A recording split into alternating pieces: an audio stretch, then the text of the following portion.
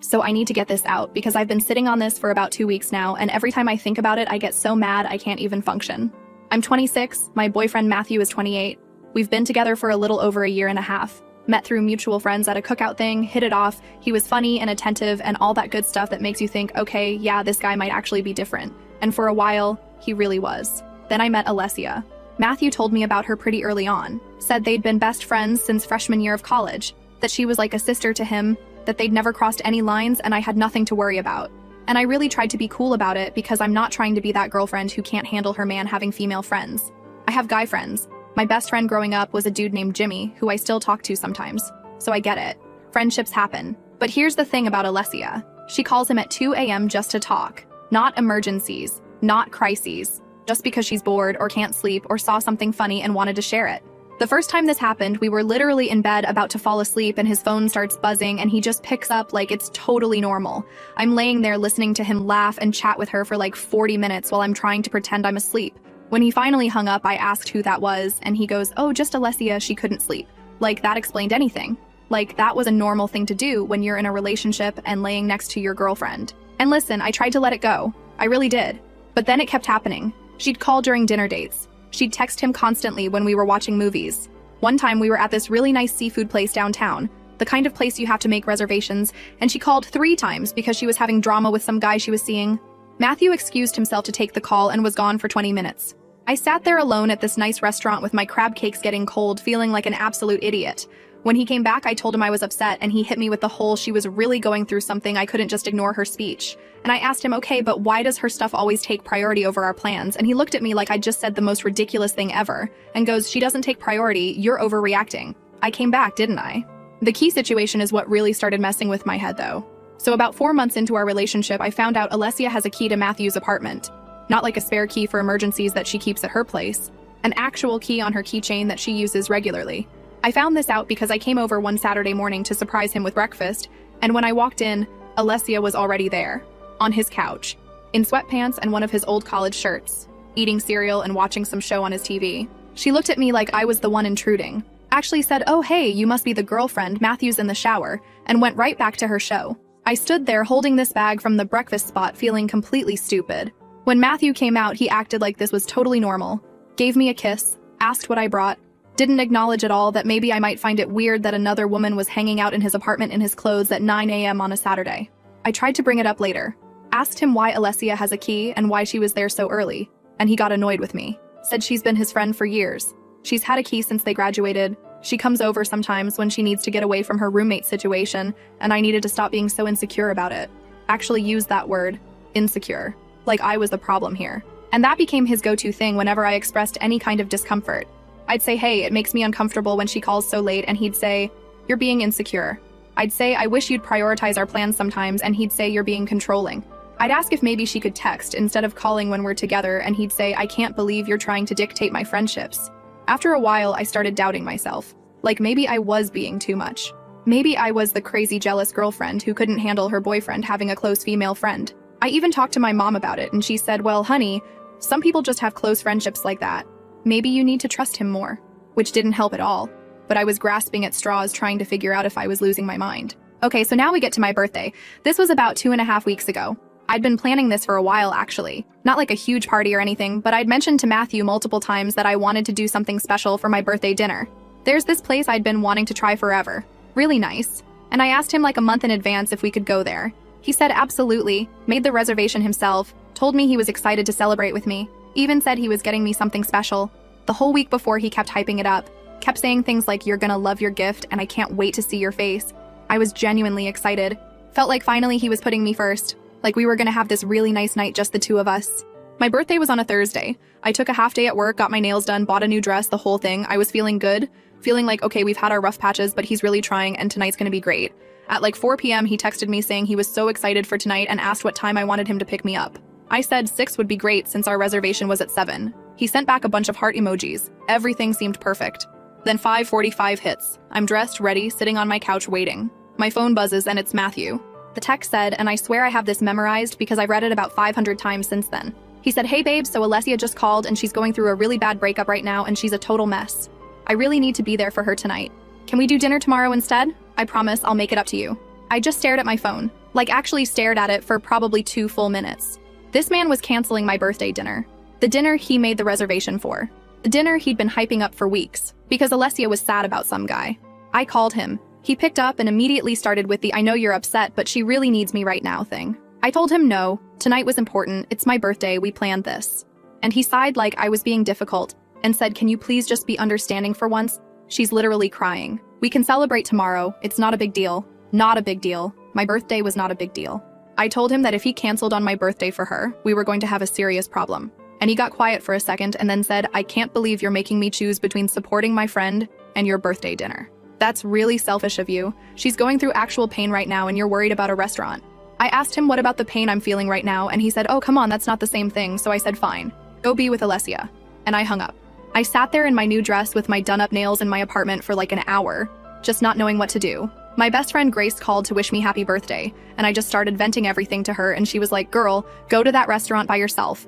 Don't let him ruin your birthday, eat the good food, and figure out what to do about him later." So that's what I did. I went to the place alone, told the hostess it was just me now, and she gave me this sympathetic look and seated me at a small table by the window. I ordered a really nice pasta and a glass of wine and tried to enjoy myself, but honestly, I was mostly just sitting there cycling between sad and absolutely furious. The next morning, I woke up to a text from Matthew saying, "Hope you had a good night. Let's do dinner tonight. Love you." Like nothing had happened, like he hadn't just ditched me on my birthday. I didn't respond right away because I was still processing. Around noon, I was scrolling Instagram while eating lunch and I see a story pop up from Alessia. I don't follow her, but we have enough mutuals that her stuff shows up sometimes. And I clicked on it because I don't know, I'm apparently a glutton for punishment. It was a picture of her and Matthew at a restaurant. Not just any restaurant, a really nice looking place with white tablecloths and candles and everything. She was smiling huge, he was smiling, and the caption said best friends who are there for each other through everything with a red heart emoji. And then I noticed what she was wearing around her neck. It was this necklace. This really pretty gold necklace with a small pendant. And I knew I'd seen it before because Matthew had shown it to me online like 2 months ago when we were talking about gift ideas. He'd pointed it out and said he thought it would look really nice on me.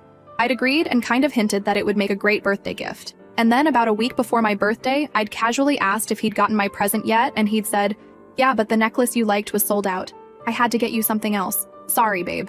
Except there it was, around Alessia's neck, in a photo from the night he canceled my birthday dinner. I screenshot everything. The story, the caption, zoomed in on the necklace.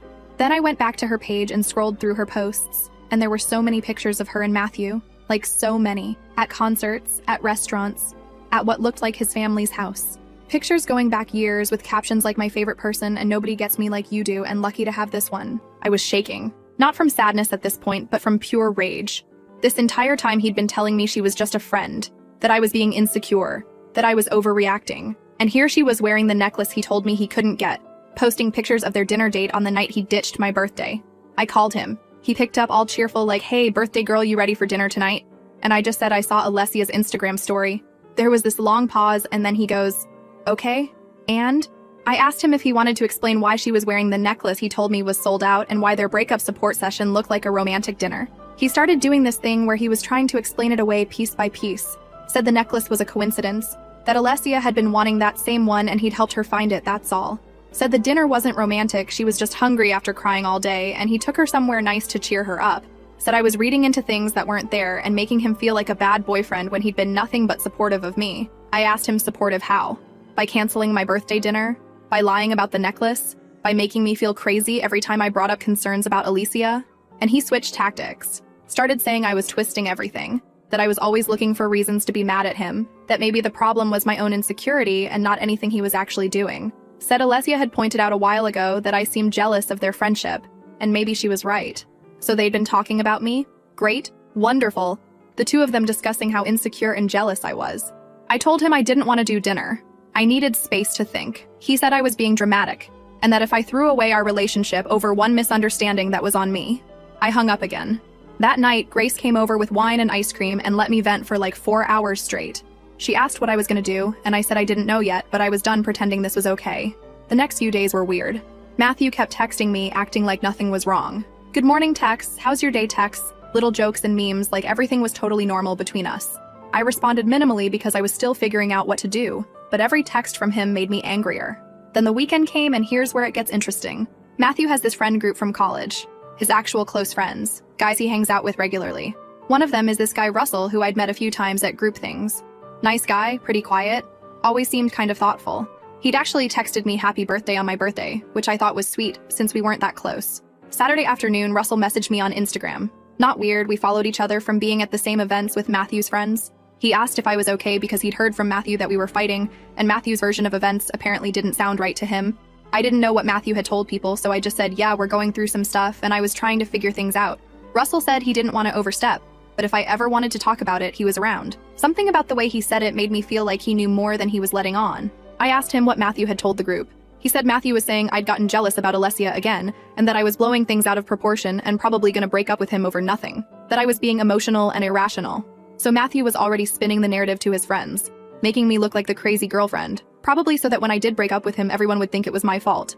I asked Russell if he thought Alessia was just a friend. He didn't answer right away.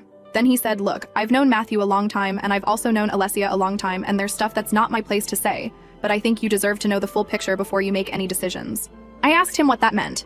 He said we should probably talk in person because some of this needed more context. He asked if I wanted to grab food sometime this week and just talk. No pressure. Just as someone who'd been in the friend group long enough to have seen things. I said yes. And that's where I'm at right now. I'm supposed to meet up with Russell on Tuesday. I still haven't officially broken up with Matthew because I want to know what Russell knows first. Matthew thinks we're just in a rough patch and keeps acting like if he's nice enough, I'll get over it. Alessia posted another story yesterday that was just a photo of flowers with the caption from my favorite person, and I wanted to throw my phone across the room. I feel like I'm about to find out something that's gonna change everything. And I don't know if I'm ready, but I also can't keep living in this weird limbo where I know something's wrong but don't have all the pieces. Has anyone else been in this situation?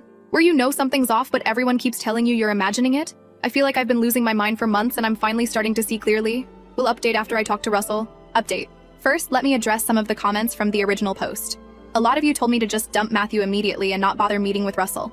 I get why you said that, but here's the thing. I needed to understand the full situation before I made any move. Not for Matthew's sake, but for my own peace of mind. I've spent over a year feeling like I was going crazy, and I needed someone to confirm that I wasn't imagining all of this, that what I was seeing was actually what was happening. So Tuesday came and I met up with Russell. We went to this taco place near my neighborhood. Casual, not too crowded, the kind of spot where you can actually have a conversation without yelling over music. I got there first and sat in a booth near the back. And when Russell walked in, I was surprised by how nervous I felt. Like I was about to find out something I couldn't unknow. He sat down, and for the first few minutes, we just did small talk. How's work? How's your week going? That kind of thing. I could tell he was trying to figure out how to start, and honestly, I appreciated that he wasn't just diving in with some big dramatic reveal. He ordered a drink and then finally looked at me and asked how much I actually knew about Matthew and Alessia's history. I told him what Matthew had told me. College friends since freshman year, super close, like siblings. Nothing romantic ever happened between them. Russell kind of nodded slowly and then said, yeah, that's the version Matthew tells everyone. I asked what he meant by that. He took a breath and said, look, I'm not trying to start drama or break up your relationship or whatever, but you seem like a genuinely good person. And I've watched Matthew do this thing for years where he keeps Alessia close while dating other women, and it always ends the same way. The girlfriends get uncomfortable, Matthew makes them feel crazy for being uncomfortable, and eventually they either accept this situation or they leave. And Alessia is always still there. I asked if Matthew and Alessia had ever actually been together.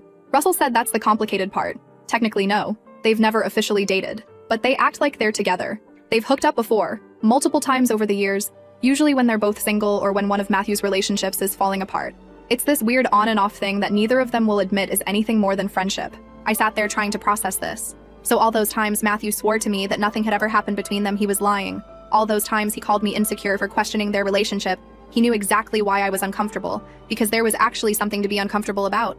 Russell could see I was struggling, and he said he wasn't telling me this to hurt me. He just thought I deserved to know what I was actually dealing with. He said he'd seen this play out with at least 2 other girlfriends before me. Matthew strings along some nice girl while keeping Alessia as his backup. And when the girlfriend finally gets fed up and leaves, Matthew and Alessia get close again for a while until he finds someone new. I asked Russell why he was still friends with Matthew if he thought this was so messed up. He got kind of quiet and said, honestly, I've been pulling back from him for a while now. We were really close in college, but the older I get, the more I see how he treats people, and I don't like it. He said he'd actually confronted Matthew about the Alessia thing a couple times over the years, and Matthew always shut it down, said Russell didn't understand their friendship, said everyone was just jealous of what he and Alessia had. Then Russell said something that really stuck with me. He said Matthew isn't a bad guy in like a villain way. He genuinely believes he's not doing anything wrong. In his head, Alessia is his best friend, and whoever he's dating should just accept that.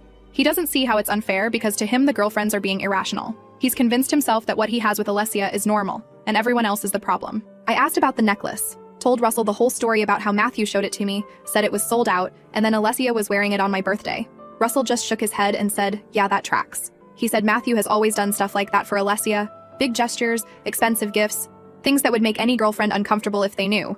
And when the girlfriends find out, Matthew always has some explanation for why it's not what it looks like. We talked for almost 2 hours. Russell told me about the other girlfriends he'd watched go through this same cycle. One of them, a girl named Vera, had dated Matthew for almost 2 years, and Russell said by the end she was constantly apologizing for having feelings, constantly second-guessing herself, constantly being told she was too jealous or too needy. She finally left after she found out Matthew had taken Alessia to meet his parents before he'd ever brought Vera to meet them. 2 years together, and Alessia had already been to family Thanksgiving and Christmas while Vera was still waiting for an invitation. That one hit me hard because Matthew still hadn't brought me to meet his family. 1.5 years, and I'd never been to a single family event. He always had reasons. His mom was going through stuff, his dad was hard to deal with, the timing wasn't right. But apparently the timing was right for Alessia years ago. The next day I texted Matthew and said we needed to talk. He immediately called me and was all cheerful, asking if I was finally done being mad at him. I told him I wasn't mad, I just needed to have an honest conversation about some things, and he got kind of quiet and said, okay, let's talk tonight. He came over to my place around 7, brought flowers, which honestly just annoyed me because it felt like he was trying to smooth things over without actually addressing anything. I put them in water because I'm not about to let flowers die, but I made it clear I wasn't impressed. We sat on my couch and I told him I needed him to be completely honest with me about Alessia. Not the version he'd been telling me for 1.5 years, but the actual truth. He got this look on his face like he was bracing himself and asked what I was talking about.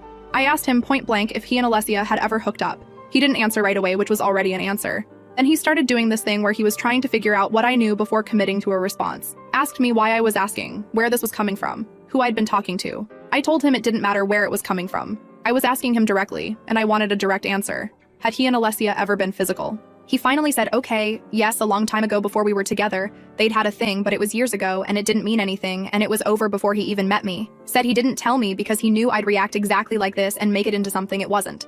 I asked him to define a long time ago. He got uncomfortable and said, I don't know, like 3 years ago, maybe 4. I asked if that was the only time. He said yes. I asked if he was sure about that.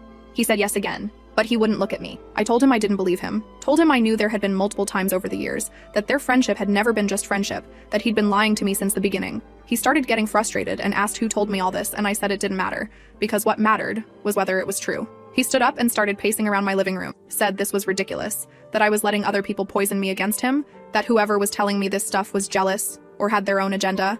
Asked if it was Russell because Russell had always had a thing against Alessia for no reason. I asked why Russell would lie about something like this. Matthew said because Russell has always been weird about their friend group dynamics, always trying to stir up drama, always wanting to be the moral authority on everything.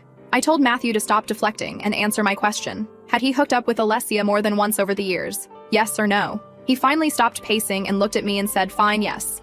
Okay, there were a couple times after college when they were both single and things happened, but it was never when he was in a relationship. He would never do that to someone he was with. He said Alessia was important to him and sometimes their friendship got complicated, but he had never cheated, and he never would. I asked about the necklace. He immediately started with the she bought it herself thing again, and I cut him off and said, Matthew, I saw your credit card statement. I didn't actually see his credit card statement, but I wanted to see how he'd react. He kind of froze for a second and then said, okay, fine, yes, he bought her the necklace, but it was because she was going through a hard time, and he wanted to cheer her up, and it wasn't like he'd bought it instead of getting me something. He'd gotten me something too. I asked what he got me. He said he got me earrings. I asked where they were since I never received them. He said he was going to give them to me at dinner, but I went alone, and then we were fighting, and he never got the chance. So somewhere in his apartment was a pair of earrings that were supposed to be my birthday present, but I got nothing, while Alessia got the necklace I actually wanted. I told him that was incredibly messed up. He said I was making it into a bigger deal than it needed to be. Said the necklace cost the same as the earrings, so it's not like he spent more on Alessia than me. He just got her what she wanted, and me what he thought I'd like that was the point. I asked him why Alessia's happiness on my birthday was his responsibility. Why comforting her through a breakup meant canceling our dinner plans. Why cheering her up meant buying her expensive jewelry. Why she always came first. He said she didn't always come first and I was exaggerating. I started listing examples. The 2 a.m. phone calls he always answered. The dinner dates he'd interrupted to talk to her. The Saturday mornings she spent at his apartment in his clothes. The key she had to his place when I didn't have one. His family events she'd attended when I'd never been invited. The birthday dinner he canceled. The necklace he bought her. He tried to explain each one individually. The phone calls were because she had anxiety and calling someone helped her calm down. The interrupted dinners were because she was going through stuff and he couldn't just ignore her. The Saturday mornings were because her roommate situation was bad and she needed somewhere to go. The key was from years ago, and it would be weird to ask for it back now. The family events were because his family already knew her, so it was easier. The birthday dinner was a one-time thing and he said he was sorry. The necklace was a mistake and he should have thought about how it would look. Every single excuse was about how I should understand, how I should be more flexible, how Alessia's needs were valid, and I was just being difficult. Not once did he acknowledge that maybe he was the one in the wrong. Not once did he say I should have put you first, or I see why this hurt you, or I'll do better. Just excuse after excuse after excuse. I finally told him I was done. Done with the excuses, done with being made to feel crazy, done with coming second to someone who he swore was just a friend. I told him we were over. He literally laughed. Not like a mean laugh, but like an "are you serious" laugh. Asked if I was really breaking up with him over Alessia again. Said I was proving everyone right who said I was too jealous to handle their friendship. Said he'd told Alessia this would probably happen, and she'd said maybe I just wasn't the right person for him if I couldn't accept something that was never going to change. So they'd discussed me. They'd discussed the possibility of me breaking up with him over her. And Alessia's response was that I wasn't the right person if I couldn't deal with it. Not that maybe Matthew should set better boundaries. Not that maybe he should prioritize his girlfriend.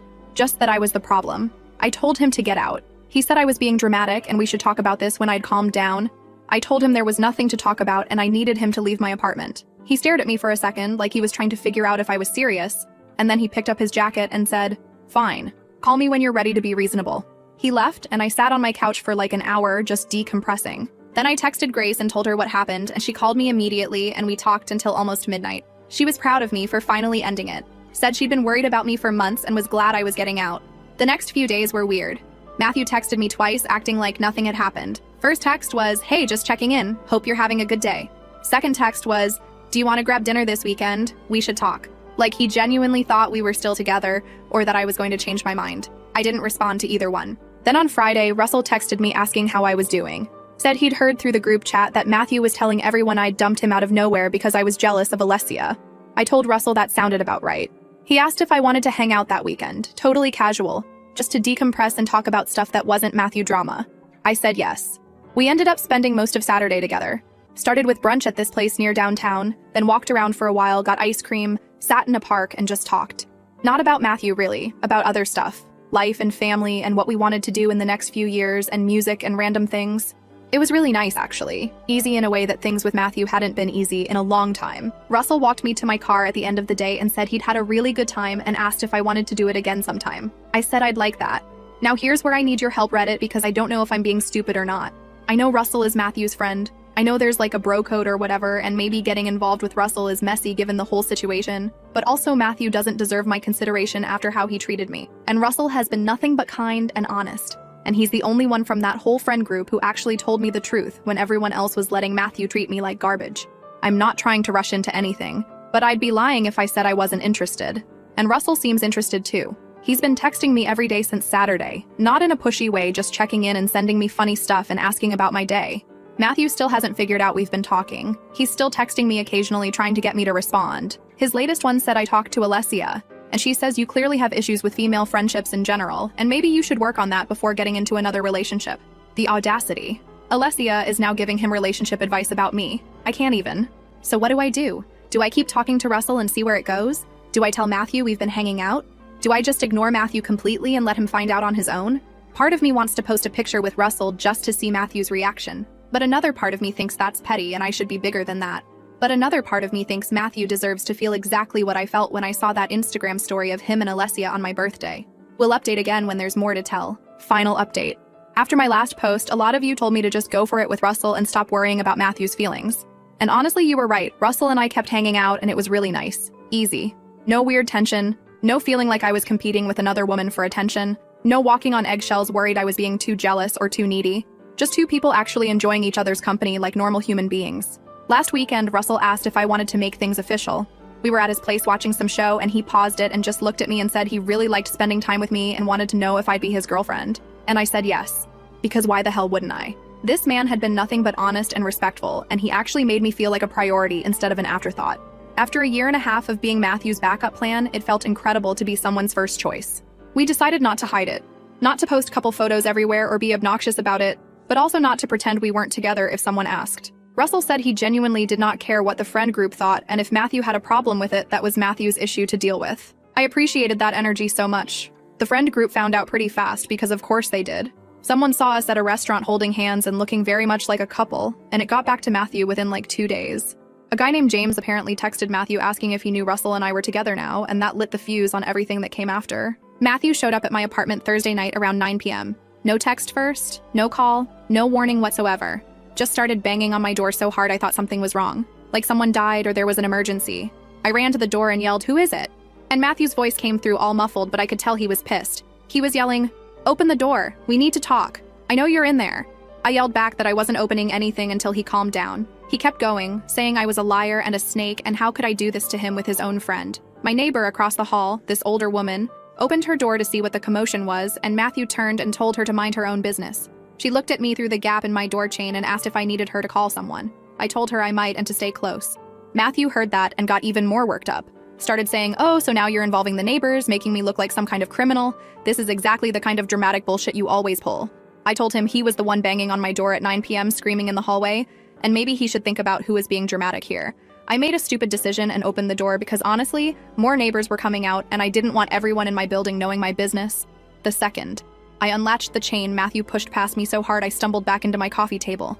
Not like he shoved me intentionally, but he was moving with so much force that I couldn't stay upright. My hip hit the corner of the table and I yelped and he didn't even acknowledge it. Just stormed into my living room and started pacing like a caged animal. His face was red and sweaty and his hands were shaking. I'd never seen him like this before. Even during our worst arguments, he'd always been more cold and dismissive than actually angry. This was different. This was rage. He turned on me and started demanding to know how long this thing with Russell had been going on. Was I cheating on him before we broke up? Was Russell feeding me lies about him and Alessia just to get in my pants? Did I plan this whole thing to humiliate him in front of all his friends? I told him to lower his voice because my neighbors could still hear everything. He got louder and said he didn't give a damn about my neighbors and I needed to answer his questions. I said fine. Russell and I got together after we broke up, and even if we hadn't, Matthew had no right to be upset about who I dated now, because we were over. He laughed this ugly, bitter laugh and said, "Oh, so Russell was just waiting in the wings, huh? Probably orchestrated this whole thing. Told you all that crap about me and Alessia just so he could swoop in and steal you. Said Russell had always been jealous of him, always wanted what Matthew had, and now he was using me to get back at him. I told him that was delusional. Russell didn't steal me. Matthew lost me. By lying about Alessia, by prioritizing her over me for our entire relationship, by making me feel crazy every time I brought up legitimate concerns, by giving her my necklace on my birthday. Russell was just the only person honest enough to tell me what was actually going on, while everyone else watched Matthew treat me like garbage and said nothing. Matthew stepped toward me and I stepped back. He noticed that and got this wounded look on his face like I'd hurt his feelings by being scared of him. Said, "I really think I'm some kind of monster, don't I? That he would never hurt me, that he just wanted to talk." I told him this wasn't talking. This was yelling and scaring me in my own apartment, and he needed to leave. He didn't leave. Instead, he started going off about everything Russell had apparently told me about him and Alessia. Said Russell exaggerated everything, that yeah, he and Alessia had hooked up a couple times years ago, but it was ancient history and didn't mean anything. Said he'd never cheated on any girlfriend ever, and Russell was making him sound like some kind of serial cheater when that wasn't true at all. I asked him about the necklace again, about how he'd told me it was sold out, and then Alessia was wearing it on the night he ditched my birthday. He said again that Alessia bought it herself and he just helped her find it, and I said, "Stop lying, Matthew. I know you bought it." He got in my face then. Like actually in my face. Close enough that I could feel his breath. Said Russell was filling my head with garbage and I was too naive to see I was being manipulated. Said Russell had wanted to break us up from the beginning and now he'd succeeded and I was just too blind to realize I'd been played. I told him to get out of my face. He didn't move, just stood there staring at me like he was trying to intimidate me into agreeing with him or backing down or something. My hands were shaking, but I was not going to let him see me scared. I grabbed my phone off the counter and told him I was calling 911 if he didn't leave in the next 30 seconds. He finally stepped back and threw his hands up like I was being ridiculous. Said, "Fine, call the cops on your ex-boyfriend for wanting to have a conversation. That'll look great. I'm the crazy controlling one, but you're calling the police because I raised my voice." I said, "You pushed into my apartment. You got in my face. You're refusing to leave when I've asked multiple times. That's not a conversation, Matthew, that's harassment." He called me dramatic. Said I was always so dramatic, always making everything into a bigger deal than it needed to be. And this was exactly why things didn't work between us. Because I couldn't handle conflict like a normal person. I started dialing, got to 91 before he finally moved toward the door. But before he left, he turned around and said I'd made a huge mistake choosing Russell over him, and I was going to regret it. I called 911 anyway.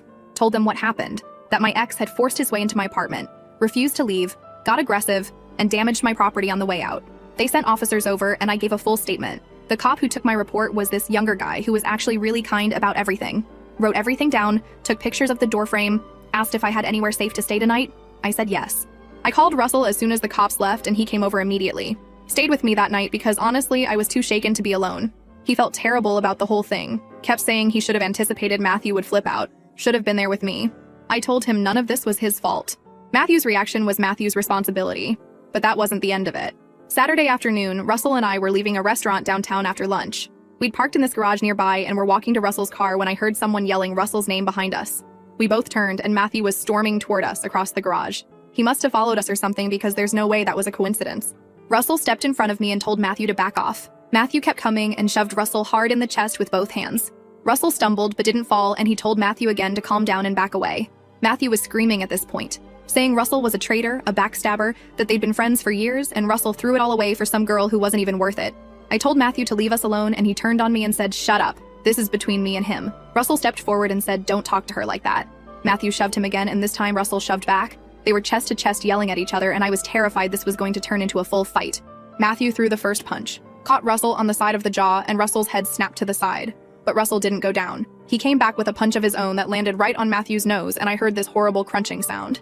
Matthew stumbled back with blood pouring down his face, and for a second I thought it was over. But Matthew charged again, tackled Russell into the side of a parked car, and they were both on the ground throwing punches. I was screaming at them to stop and looking around desperately for anyone who could help. A security guard came running from the garage entrance and started yelling at them to break it up. He had to physically pull Matthew off Russell, and even then Matthew was still trying to swing. Someone had called the cops because 2 patrol cars showed up within a few minutes. They separated Matthew and Russell and took statements from everyone, including me and the security guard. Matthew tried to claim Russell started it, but the security guard had seen Matthew throw the first punch and said so. They arrested Matthew, actually put him in handcuffs and put him in the back of the patrol car. He was yelling the whole time that this was bullshit, that Russell attacked him first, that I was lying about everything. The cops didn't seem impressed. Russell's lip was split and his jaw was already swelling, but he refused to go to the hospital. Said he was fine. We found out later Matthew got charged with assault and criminal mischief for my door. He spent the night in jail before someone bailed him out. I got a call from a victim's advocate asking if I wanted to pursue a restraining order, and I said yes. Russell is pressing charges too. Oh, and one more thing that makes me want to scream. Remember how Matthew said he'd gotten me earrings for my birthday but never gave them to me because we were fighting? Well, Russell heard from James that Matthew gave those damn earrings to Alessia after everything went down. Are you kidding me? The gift that was supposed to be mine ended up with her anyway. Just like the necklace. Just like every single thing in our entire relationship. I cannot believe I wasted a year and a half on this man. Screw that. And screw him. And honestly, screw Alessia too. She knew exactly what she was doing this whole time. All that we're like siblings bullshit while she was posting heart emojis about him and wearing my necklace and giving him advice about how I was too jealous to handle their friendship. They were both playing me and laughing about it together, and I hope they're both miserable forever. Matthew's got assault charges pending and a restraining order, and half his friends won't talk to him anymore. Good. That's what he gets. I don't feel even a little bit sorry for him. He did this to himself by being a lying, manipulative piece of garbage who thought he could have his girlfriend and his backup girl and face zero consequences. Well, congratulations, Matthew. Consequences found you. Enjoy your court date, asshole. I'm done. I'm so done. Russell treats me like an actual human being, and that's all I ever wanted, and apparently that was too much to ask from Matthew. Whatever. His loss. Alessia can have him. They deserve each other's trash energy. Thanks for all the support, Reddit. Peace out. I'm going to go kiss my boyfriend and forget Matthew ever existed.